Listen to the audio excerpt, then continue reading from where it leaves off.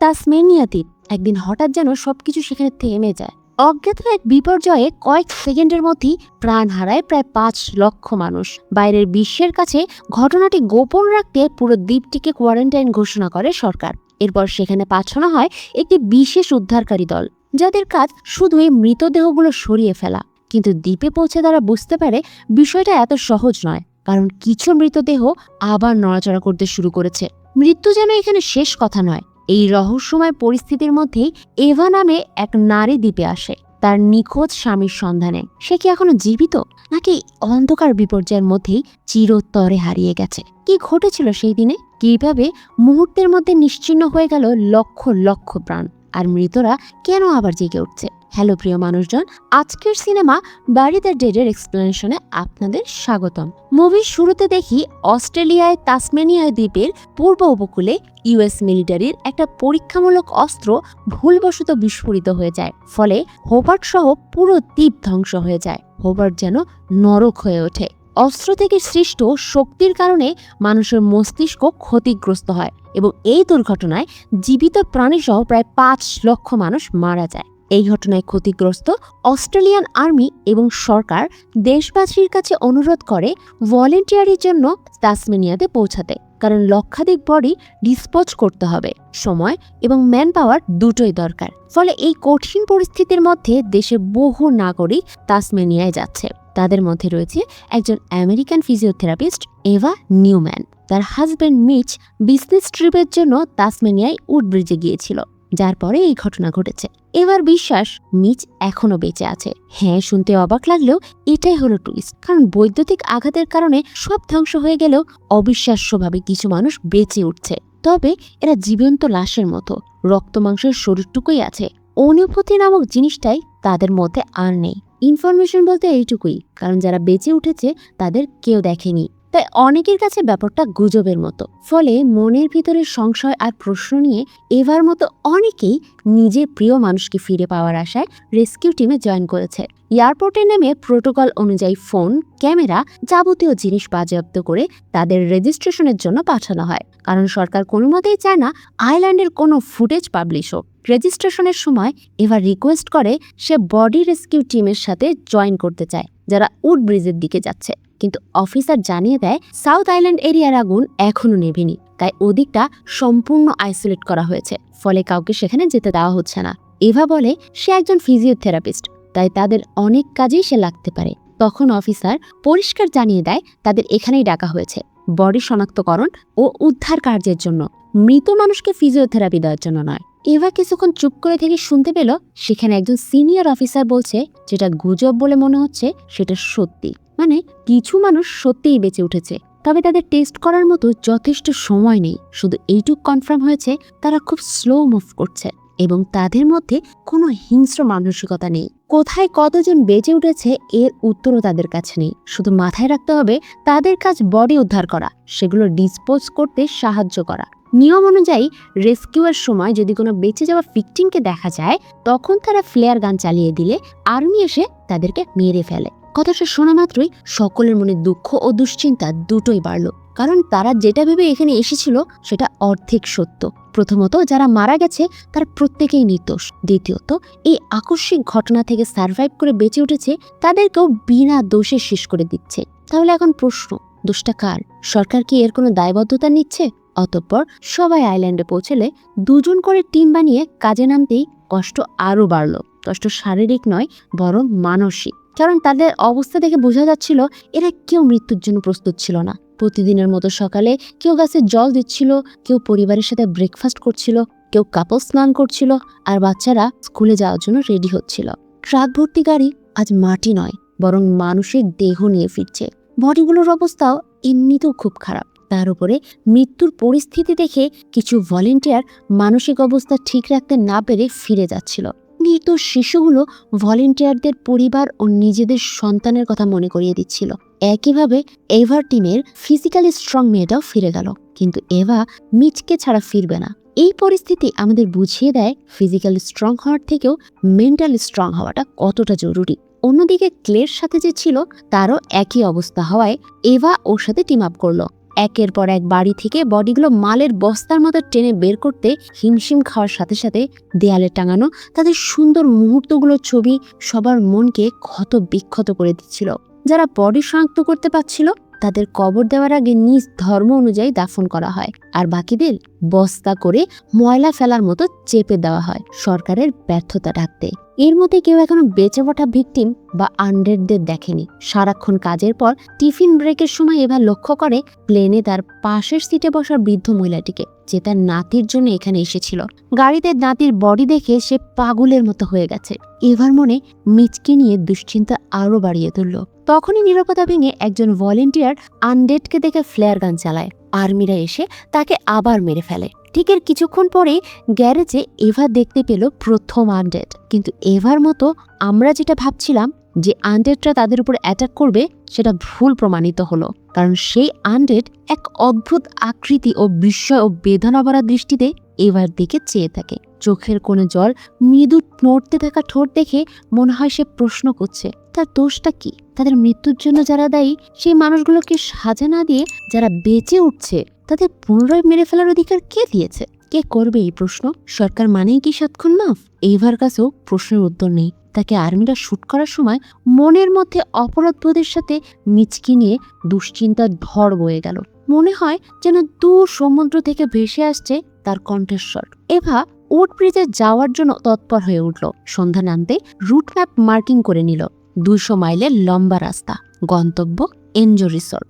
ব্যাগপত্র গুছিয়ে বেরোতেই যাবে তখনই বাধা দিল টহলরত আর্মি অফিসার। আসলে সব ভলেন্টিয়ার একটা বাড়িতে সারাদিনের কাজ মিটিয়ে পার্টি করছে। তাদের অবশ্য কিছু জোগাড় করতে হয়নি, কারণ এই বাড়িতে মরার আগে সবাই পার্টি করছিল। ফলে উপায় না থাকায় এভা পার্টি জয়েন করলে দেখে সেখানে ক্লে এক প্রান্তে বসে আছে। সে বলল এই মানুষগুলোই সকালে মন ভারী অবস্থায় বডি সাজাচ্ছিল, আর এরাই সন্ধ্যা নামার পর মৃত মানুষগুলোর বাড়িতে পার্টি করছে। এই দৃশ্য আমাদের চোখে আঙ্গুল দিয়ে দেখায় আমরা ঠিক কতটা নিকৃষ্ট আর স্বার্থপর। তো এখানে দুজনের মধ্যেই আলাপ হলে এভা জানায় সে তার স্বামীর জন্য এখানে এসেছে। এবার নিজের অজান্তেই আজ সকালে আনডেডটাকে দেখে মনে অযৌক্তিক আশা বনছে মিচকে নিয়ে। কিন্তু এর পরিণতি কি? সারাদিনের দুশ্চিন্তার কারণে এবার স্বপ্নে দেখে একটা আনডেড তাকে মারতে আসছে। অস্বস্তির মধ্যেই ঘুম ভাঙতে দেখলো শুরু হয়ে গেছে উদ্ধার কার্য। কিন্তু ওকে যেমন করেই হোক আজ উড ব্রিজের দিকে রওনা হতেই হবে। সেখানে একটা গ্যারেজে ঢুকলো। বাইক দেখে ক্লে আনন্দে আত্মহারা। এভা থেকে পুরো বিষয়টা জানিয়ে রিকোয়েস্ট করে তাকে উড ব্রিজে পৌঁছে দিতে। ক্লে এই প্রস্তাবে রাজি হয়ে যায়, কারণ তার নিজের কোনো কাজ ছিল না। সাথে বাইক চালিয়ে লং ড্রাইভে যাওয়ার স্বপ্ন পূরণ হবে। তখনই তারা সেখানে অনেকগুলো বডি দেখতে পায়। সিচুয়েশন দেখে বোঝা গেল তারা এখানে ব্যাচেলার পার্টি করছিল এবং পোল ড্যান্সারগুলো এখনো ওই অবস্থাতেই ঝুলছে। তখনই হঠাৎ কিছু একটার আওয়াজ শুনে টর্চ ঘোরাতেই দেখে একটা মেয়ে বেঁচে উঠেছে, কিন্তু তাকে স্বাভাবিক লাগছে না। সে রীতিমতো অ্যাগ্রেসিভ হয়ে দাঁতে দাঁত ঘষছে। এবার কাছ থেকে চেক করতে যেতেই ক্লে সময় নষ্ট না করে তাকে নিয়ে লুকিয়ে বেরিয়ে যায় উড ব্রিজের উদ্দেশ্যে। বেরিয়ে এগোতে থাকলো একের পর এক প্রান্তর। ওরা যত বেশি উড ব্রিজের দিকে যাচ্ছে পরিস্থিতি তত বেশি খারাপ হচ্ছে। অনেকটা রাস্তা ড্রাইভের পরে অবশেষে তারা না চাইতেও গ্যাস স্টেশনে রেস্টের জন্য থামলো। সেখানে তারা পানীয় জল পান করে এবং এভা ক্লের কাঁধ মাসাজ করে দেয়। এভা তার হাতে ওয়াইফ আর বেবির ট্যাটু দেখে প্রশ্ন করলে ক্লে কোনো উত্তর দেয় না। তখন সেখানেই একটা পা ভাঙা ডেডলি জম্বি তাদের উপর এসে অ্যাটাক করে। প্রথমে তাকে বাকিদের মতো ভাবলেও তার হাবভাব মোটেও সুবিধাজনক ছিল না। তবে জম্বি অ্যাটাক করার আগেই রাইলি নামের একজন সোলজার তাকে শেষ করে দেয়। রাইলি জানালো এরা সময়ের সাথে সাথে চেঞ্জ হয়। আপাতত সে বাইটিং স্টেজে ছিল। ওরা দুজন এখন এখানে কিভাবে এলো জিজ্ঞেস করলে এভা সব সত্যি বলে দিল। রাইলির বিশ্বাস না হলে এভাকে একটা রুমে লক করে তাদের আলাদাভাবে ইন্টারোগেট করবে জানিয়ে ক্লেকে নিয়ে চলে যায়। অনেকক্ষণ অপেক্ষা করার ফলে এভার চোখ লেগে গিয়েছিল। তখন রাইলি এসে জানালো ক্লে পালিয়ে গেছে। আশা করছে এভা তার মতো পালাবে না। সে তাকে দায়িত্ব নিয়ে উড ব্রিজে পৌঁছে দেবে। এখন এভা পড়েছে দ্বন্দ্বে। সে যার উপর ভরসা করে এসেছিল সেই যখন চলে গেছে, তাই রাইলিকে ভরসা করা ছাড়া আর কোনো উপায়ও ছিল না। অচেনা মানুষ হলেও রাইলির আঙ্গুলের ওয়েডিং রিং কিছুটা বিশ্বাস যোগায়। এভা গাড়িতে উঠে বসলো। সারাদিনের লম্বা রাস্তা ড্রাইভ করে গাড়ি থামলো জঙ্গলের মাঝে একটা বাড়ির সামনে। এভা তখন ভাবছিল ও হয়তো দরকারি কিছু জিনিস নিয়ে উড ব্রিজের দিকে রওনা দিবে। কিন্তু রাইলির রান্না করার কথা শুনে একটু অবাকই হলো। ডিনারের সময় এভা তার সাথে থেকে জানতে পারে ইউএস অনেক আগে থেকে পালস টেকনোলজির উপরে কাজ করছিল। তবে তার ফলাফল এমন হবে এই বিষয়টা কারোরই অনুমান ছিল না। কিন্তু এভা এইসব কথা কর্ণপাত না করে টেবিলে রাখা গাড়িটার চাবির দিকে একইভাবে তাকিয়েছিল। কিন্তু রাইলি ভাবে যে এভা ওর ফ্যামিলির ছবি দেখছে। রাইলি দীর্ঘ নিঃশ্বাস ফেলে বলে তার স্ত্রী কেটি প্রেগনেন্ট ছিল। এটাই তাদের প্রথম সন্তান। মাত্র কয়েক সপ্তাহ বাকি ছিল ডেলিভারি। তারা সবাই ব্রেকফাস্ট করতে বসে মারা গেছে। না চাইতেও রাইলিকে বুকে পাথর রেখে কেটির ছোটবেলার প্রিয় গাছটার গোড়ায় তাকে কবর দিয়েছে। আচমকা রাইলি রিকোয়েস্ট করলো এভাকে কেটির ড্রেস পরে শেষবারের মতো তার সাথে ডান্স করার জন্য, কারণ সে কেটিকে গুড বাই জানাতে চায়। এভার বেরোনোর তাড়া ছিল, তাই ওর কথা মেনে কেটি ড্রেস, জুতা ইত্যাদি পরে রেডি হয়ে যায়। কিন্তু নিজের ওয়েডিং রিংটা খোলে না। সেফটির জন্য বালিশের তলায় রাখলো একটা ছুরি। অতঃপর রাইলি আসে এবং এভার ক্লোজ হয়ে তারা পছন্দের গানে ডান্স করতে থাকলে এভার মনে পড়ে নিচের সাথে লাস্ট পার্টিতে এই গানটাই সে শুনেছিল। দুজনেই খেয়ালি দুনিয়ায় হারিয়ে গেল। তখনই রাইলি খেয়াল করে এভা কেটির ওয়েডিং রিংটা পরেনি। এই ঘটনায় সে নিরাশ হয়ে রিকোয়েস্ট করে কেটির রিং পরে আরেকবার ডান্স করার জন্য। কিন্তু এভা রাজি না হলে রাইলি ডিল ক্যান্সেল করার হুমকি দেয়। অবস্থা বেগতিক দেখে এভা ওর মাথায় ফুলদানি মেরে পাশের ঘরে ঢুকে পড়লে ভীষণ চমকে যায়, কারণ সেখানে সুন্দর করে সাজানো বিছানায় শুয়ে আছে মৃত প্রেগনেন্ট কেটি। অর্থাৎ রাইলি মিথ্যা বলেছিল, সে তার বডির দাফন করেইনি। রাইলির মতে মৃত্যুর পরে তারাই ফিরে আসছে যাদের কোনো অসম্পূর্ণ কাজ বাকি রয়ে গেছে। তাই ওর বিশ্বাস কেটি তাদের বাচ্চাকে জন্ম দিতে ঠিকই বেঁচে উঠবে। সবচেয়ে আশ্চর্যের বিষয়, কেটি মারা গেল, তার বাচ্চা এখনো বেঁচে আছে। এবার বুঝতে পারে কেটির মৃত্যুর শোকে রাইলি উন্মাদ হয়ে গেছে। তাই ব্যক্তিক দেখে জানলা দিয়ে উল্টো পথে নেমে গাড়ির চাবি নিয়ে গ্যারেজে ঢুকলে ভয়ে পাথর হয়ে যায়। শরীর বয়ে নেমে আসে ঠান্ডা বরফের স্রোত, কারণ সেখানেই বাধা রয়েছে কয়েকটা আনডেড। আসলে রাইলি তাদের বেঁধে রেখে স্টাডি করছে, যাতে কেটি বেঁচে উঠলে তাকে প্রপার হ্যান্ডেল করতে পারে। বোর্ডের উপরে লেখা কয়েকটা স্টেজ দেখে এভা অনুমান করে আনডেডগুলো তাদের টিথ গ্রাইন্ডিং স্টেজে আছে, ঠিক যেমন ওই পোল ডান্সার বেটা। এবং এর পরের স্টেজেই হয়তো তারা প্রপার জম্বিতে পরিণত হবে। এই পর্যায়ে রাইলি চলে আসলে এভা বুদ্ধি করে ওয়েডিং রিং খুলে কেটি হওয়ার নাটক করে। রাইলিকে বলে তাকে রিং পরিয়ে দিতে, যাতে তারা ড্যান্স কমপ্লিট করতে পারে। এভা তাকে জড়িয়ে ধরলে পরক্ষণে সুযোগ বুঝে তার গলায় স্ক্রুটোল ঢুকিয়ে শেষ করে দিল। এভা গাড়িতে উঠে বসলো। তখনই দেখতে পায় কেটি নির্বাক দৃষ্টিতে দাঁড়িয়ে। রাইলির কথা সত্যি হলো, স্ত্রীকে ওয়েলকাম করার ভাগ্য তার হলো না। শত কষ্ট, শত দেহ পিছনে ফেলে এবার ঝড়ের বেগে গাড়ি ছুটিয়ে চলল। ঘুম ভাঙলো অনেক বেলায়, রাস্তা বন্ধ। তাই হাতে কুড়াল নিয়ে কিছুটা এগোতেই মাঝ রাস্তায় পড়ে থাকা সুটকেস থেকে ড্রেস চেঞ্জ করে হাঁটা দিল গন্তব্যে। দীর্ঘ সময় পরে পৌঁছালো উড ব্রিজে। তখনই সকল নিস্তব্ধতার মাঝে হঠাৎ একটা আনডেড তার উপরে হামলা করলে কোনো মতে বাসে ঢুকে অবশেষে ফায়ার এক্সটিংগুইশার দিয়ে মাথায় একাধিকবার মেরে তাকে শেষ করতে সক্ষম হয়। সে আবার হাঁটা দিল, কিন্তু এইভাবে বেশিক্ষণ যাওয়া সম্ভব নয়, কারণ এখনো 6 মাইল বাকি। তাই রাস্তায় একটা ক্যাম্পার ভ্যান দেখতে পায়, যার ভেতরে ছিল 4টি বডি। তাদের বডিগুলো বাইরে রেখে এবার নিশ্চিন্তে ভ্যানে শুয়ে পড়ল। মাঝরাতে ঘুম ভাঙল বেলের শব্দ শুনে। ঘুম চোখে বাইরে আসতেই দেখলো এক অদ্ভুত দৃশ্য। যে 4 জনের বডি রাখা ছিল, তাদের মধ্যে যে বয়স্ক সে বেঁচে উঠেছে। সে পরিবারের বডি কবর দেওয়ার জন্য মাটি খুঁড়ছে। এভাকে সে দেখতে পেলেও কিছু বলছে না, শুধু শূন্য দৃষ্টিতে কিছুক্ষণ চেয়ে রইল। তখন এভা মাটি খুঁড়ে তাকে বডি কবর দিতে সাহায্য করে, কিন্তু অবশেষে যেটা হলো সেটার জন্য সে একদমই প্রস্তুত ছিল না।